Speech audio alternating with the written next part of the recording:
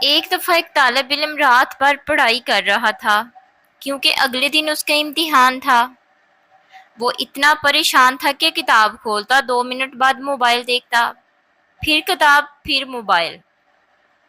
آخر اس نے فیصلہ کیا، اب بس، میں پوری رات جاگ کر پڑھوں گا۔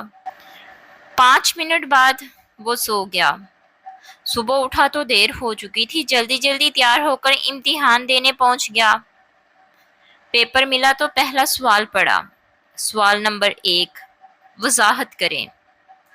وہیں رک گیا اور سر پکڑ لیا۔ پھر اس نے خود سے کہا، گھبرانے کی ضرورت نہیں، جو آئے گا لکھ دیں گے۔ اس نے پہلا جواب شروع کیا، جیسا کہ ہم سب جانتے ہیں۔ پھر رک گیا اور سوچا، ہم سب کیا جانتے ہیں؟ مجھے تو کچھ بھی نہیں پتا۔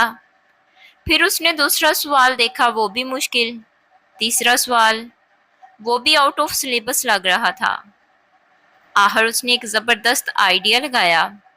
اس نے کاپی میں لکھنا شروع کیا، محترم استاد صاحب، اگر آپ یہ پیپر چیک کرتے وقت تھکے ہوئے ہوں تو پہلے چائے پی لیں۔